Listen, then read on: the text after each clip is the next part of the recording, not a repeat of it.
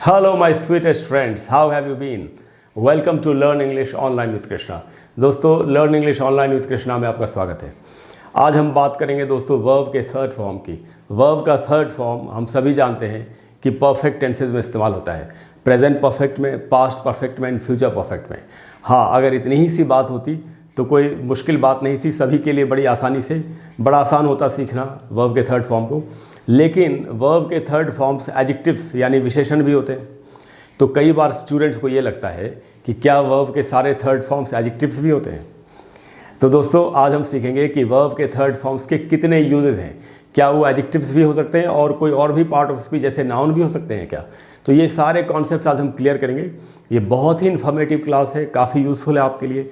अगर आपने आज की क्लास को ठीक से सीख लिया, समझ लिया, तो आपके लिए इंग्लिश बोलना या लिखना एक कदम और भी आसान हो जाएगा और आप बिल्कुल करेक्ट इंग्लिश लिखने के एक कदम और करीब पहुंचेंगे। तो हमको बहुत ध्यान से एंड तक पूरे वीडियो को देखना है। आज का जो टॉपिक है दोस्तों वो है थर्ड फॉर्म वर्ब्स। जो वर्ब जो थर्ड फॉर्म्स में होते हैं वो क्या है, वो कैसे कैसे उनका इस्तेमाल होता है और वो होते क्या है। तो एक एक करके सारे पॉइंट्स लिखे हैं मैंने और एग्जाम्पल्स भी है, मैं आपको एक एक करके सारी बात बताता हूँ। तो दोस्तों, थर्ड फॉर्म वर्ब्स जो होते हैं they are called past participles. Third form verbs को पास्ट पार्टिसिपल्स बुलाया जाता है। फिर से बताता हूँ आपको, third form verbs are called past participles. ये इनका नाम होता है। अच्छा, इनका जो यूजेस कहाँ कहाँ पर यूज़ होते हैं। तो पहला जो यूज़ है इनका, वो जो मैं आपको बता रहा था, in all the perfect tenses. सारे परफेक्ट टेंसेज में, प्रेजेंट परफेक्ट में, पास्ट परफेक्ट में, फ्यूचर परफेक्ट में। अब यहाँ पर एक बड़ी इंटरेस्टिंग बात यह है कि अगर वर्ब का थर्ड फॉर्म हर टेंस में इस्तेमाल हो सकता है तो इसका नाम पास्ट पार्टिसिपल ही क्यों रखा गया। कई बार ये भी कंफ्यूज करता है स्टूडेंट्स को। तो हमको इस बात पर ध्यान नहीं देना है कि इसका नाम सिर्फ है तो सिर्फ पास्ट पार्टिसिपल, यूज़ ये सारे टेंसेज में होता है। इस पर ज़्यादा माथापच्ची हम नहीं करेंगे, पहले से चला आ रहा है, हम उसमें कुछ नहीं कर सकते, हम उसको बदल नहीं सकते।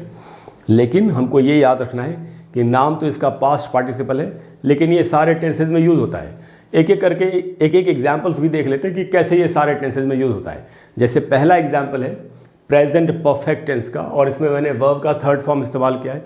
कैसे? जैसे एक सेंटेंस है, किसी के बारे में कहा जा रहा है कि ही हैज़ डन इट, उसने इस काम को कर लिया है या वो इस काम को कर चुका है, जैसे भी आप हिंदी में बोलना चाहें, ही हैज़ डन इट। तो यहाँ डू का थर्ड फॉर्म डन का इस्तेमाल हुआ। ये जो टेंस मैंने यूज़ किया ये प्रेजेंट परफेक्ट है।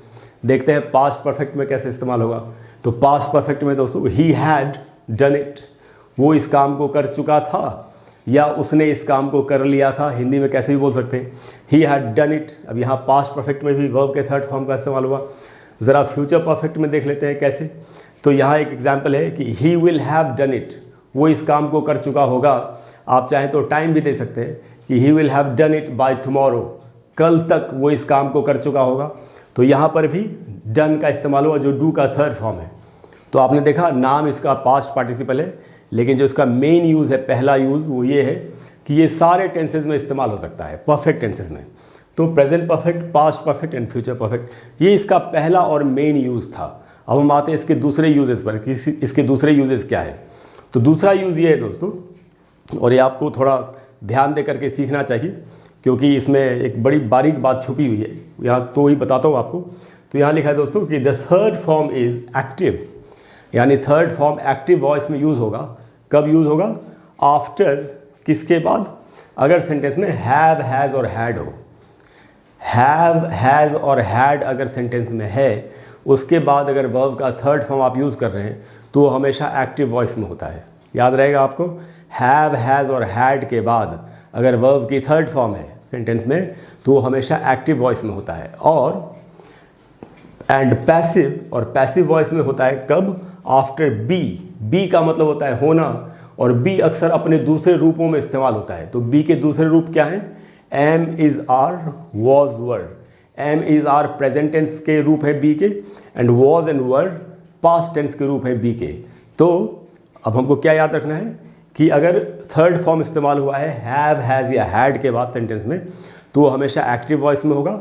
और बी यानी कि M, is, are, was, were के बाद अगर वर्ब की थर्ड फॉर्म का इस्तेमाल हुआ है तो वो हमेशा पैसिव वॉइस में होता है। एग्जाम्पल से समझते हैं कैसे। जैसे एक हैव हैज़ वाला एग्जाम्पल है, he has broken the chair, उसने कुर्सी को तोड़ दिया है, किसी के बारे में कहा जा रहा है। He has broken the chair, यहाँ ब्रेक का थर्ड फॉर्म है ब्रोकन, ब्रेक का मतलब होता है तोड़ना। He has broken the chair, ये सेंटेंस एक्टिव वॉइस में लिखा गया। हैज़ के बाद ब्रोकन का इस्तेमाल हुआ वर्ब के थर्ड फॉर्म का। अब बी वाला एग्जाम्पल देखते हैं, जैसे यहाँ कहा जा रहा है द चेयर वॉज, अब यहाँ पर हमने बी का जो पास्ट का फॉर्म है वॉज उसका इस्तेमाल किया। द चेयर वॉज ब्रोकन, फिर थर्ड फॉर्म का इस्तेमाल हुआ बाई हिम, ये पैसिव वॉइस में सेंटेंस है। तो the chair was broken by him, he has broken the chair, has के बाद वर्ब का थर्ड फॉर्म इस्तेमाल हुआ, he has broken the chair active voice. The chair was के बाद ब्रोकन का इस्तेमाल हुआ थर्ड फॉर्म का passive voice, the chair was broken by him. अब मैंने तो यहाँ पर सैम्पल के तौर पे एक एक एग्जाम्पल बनाया है, आपको खुद से कुछ एक एग्जाम्पल्स बना करके देखने की कोशिश करनी चाहिए और ये चेक करना चाहिए कि हैव हैज़ हैड के बाद कैसे एक्टिव वॉइस में यूज़ होता है वर्ब का थर्ड फॉर्म, और बी के बाद यानी am is are was were के बाद कैसे पैसिव वॉइस में इस्तेमाल होता है। आप खुद से जब सेंटेंसेस बनाएंगे तो आपको और भी क्लैरिटी होगी। तो ये था दोस्तों दूसरा यूज़। अब हम आते हैं अगले यूज़ पर कि वर्ब के थर्ड फॉर्म का अगला यूज़ क्या है। तो वो वही है दोस्तों जो मैंने आपको शुरू में बताया था कि एज एन एडजेक्टिव, एक विशेषण के तौर पर, एक एडजेक्टिव के तौर पर हम वर्ब के थर्ड फॉर्म का इस्तेमाल कैसे करेंगे। एडजेक्टिव नाउन को या प्रोनाउन को क्वालिफाई करता है, उसकी विशेषता को पता हम सभी जानते हैं। तो दोस्तों यहाँ पर कुछ एक एग्जाम्पल्स मैंने लिखे हैं, मैं आपको बताता हूँ। जैसे यहाँ एक एग्जाम्पल है, he is an educated man, वो एक शिक्षित व्यक्ति हैं। अब यहाँ पर एजुकेट जो वर्ब है उसका थर्ड फॉर्म है। एजुकेट का मतलब होता है शिक्षित करना या शिक्षा देना। जैसे आप अपने टीचर के लिए बोल सकते हैं ही हैज़ एजुकेटेड मी, उन्होंने मुझे शिक्षा दी है या उन्होंने मुझे शिक्षित किया है। ये तो वैसे था एक्टिव वॉइस में, वर्ब का हमने थर्ड फॉर्म इस्तेमाल किया प्रेजेंट परफेक्ट टेंस में, लेकिन यहाँ पर ये एक एडजेक्टिव विशेषण की तरह इस्तेमाल हुआ है। He is an educated man, man एक नाउन है। दुनिया का कोई भी आदमी, दुनिया की कोई भी चीज़, दुनिया की कोई भी जगह सब नाउन होती है। नाउन की जो विशेषता को बता दे, जिसको क्वालिफाई कर दे, वही एडजेक्टिव होता है। तो एजुकेटेड जो है वो मैन को क्वालिफाई कर रहा है, उसकी विशेषता को बता रहा है, उसकी खासियत को बता रहा है, इसलिए एजुकेटेड यहाँ पर एक एडजेक्टिव है। तो यहाँ पर ये वर्ब का थर्ड फॉर्म होते हुए भी एडजेक्टिव का काम कर रहा है। He is an educated man. एक और एग्जाम्पल है, उससे भी समझते हैं। जैसे यहाँ पर लिखा गया दोस्तों कि he has many broken chairs, उसके पास बहुत सारी टूटी हुई कुर्सियाँ हैं। उसके पास he has many broken chairs. अगर आप देखें चेयर्स यहाँ पर नाउन है, ब्रोकन बता रहा है कि कैसी कुर्सियाँ, टूटी हुई कुर्सियाँ हैं। तो ये जो चेयर्स नाउन है इसको क्वालिफाई कर रहा है ब्रोकन, जो कि ब्रेक का थर्ड फॉर्म है। तो यहाँ पर ब्रोकन वर्ब का थर्ड फॉर्म होते हुए भी एडजेक्टिव का काम कर रहा है। ऊपर हमने देखा था कि he has broken the chair, यहाँ पर ये वर्ब का थर्ड फॉर्म है और ये प्रेजेंट परफेक्ट टेंस में लिखा गया, यहाँ पर ये वर्ब के थर्ड फॉर्म के ही रूप में इस्तेमाल हो रहा है। लेकिन इस सेंटेंस में ब्रोकन एक एडजेक्टिव, एक विशेषण की तरह इस्तेमाल हो रहा है जो चेयर्स को क्वालिफाई कर रहा है। तो आपने देखा वर्ब के थर्ड फॉर्म को एडजेक्टिव की तरह कैसे इस्तेमाल कर सकते हैं। आपको खुद से थोड़े से एग्जाम्पल्स बनाने चाहिए जिससे कि और भी क्लैरिटी आपके सामने आए। और अब हम ये सीखते हैं कि एक वर्ब का third form as a noun, एक नाउन की तरह कैसे इस्तेमाल हो सकता है। तो कुछ एक एग्जाम्पल से समझते हैं। जैसे एक एग्जाम्पल यहाँ पर लिखा गया है कि द अक्यूज्ड। अब अक्यूज़ का मतलब होता है दोस्तों, अक्यूज़ एक वर्ब है, उसका मतलब होता है आरोप लगाना, इल्ज़ाम लगाना। तो अक्यूज्ड का मतलब है आरोपी या अभियुक्त, जिसके ऊपर आरोप लगाया गया है या जिसके ऊपर इल्ज़ाम लगाया गया है किसी चीज़ को करने का, किसी क्राइम को करने का। तो कहा जा रहा है द अक्यूज्ड वॉज। अब यहाँ पर अक्यूज जो वर्ब है उसका थर्ड फॉर्म होते हुए भी एक नाउन की तरह काम कर रहा है। एक इंसान के तौर पे इसको कहा जा रहा है उस आदमी को कि जो अभियुक्त है, जो आरोपी है। The accused was freed of all charges, कि जो अभियुक्त है था उसको सारे चार्जेस से, सारे आरोपों से बरी कर दिया गया, ऐसा कहा जा रहा है।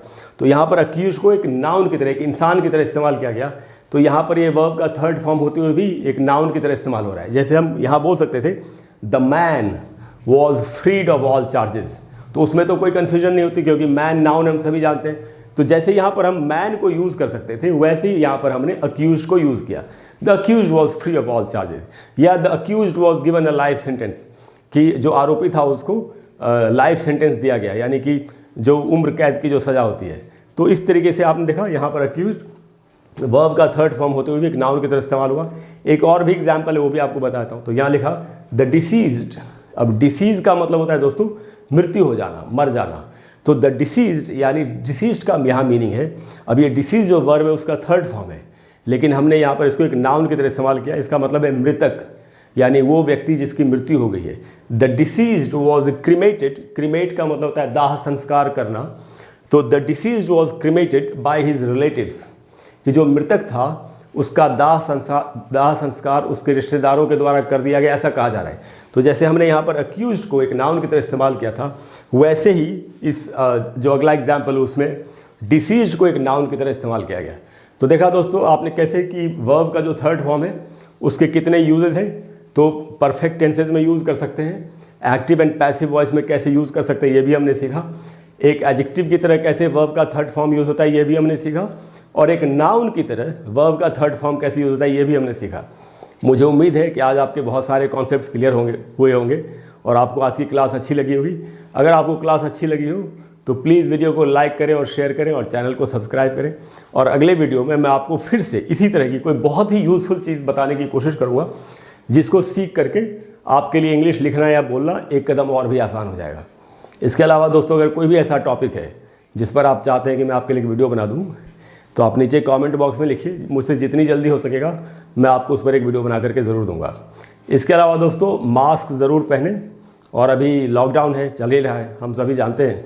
तो जो जानवर हैं बाहर, जैसे गाय है, कुत्ते हैं, इनको जब सब कुछ खुला होता है तो लोग खाना देते रहते हैं। अभी लॉकडाउन में हो सकता है इनको ठीक से खाना नहीं मिल रहा हो, तो अगर आप थोड़ा सा खाना इनको दे सकते हैं तो आपको ज़रूर देना चाहिए। आपके आसपास अगर कोई ज़रूरतमंद इंसान है तो आपको उसकी मदद ज़रूर करनी चाहिए। चिड़ियों के लिए थोड़ा पानी रख देना चाहिए। Thank you very much, I will see you soon, bye bye.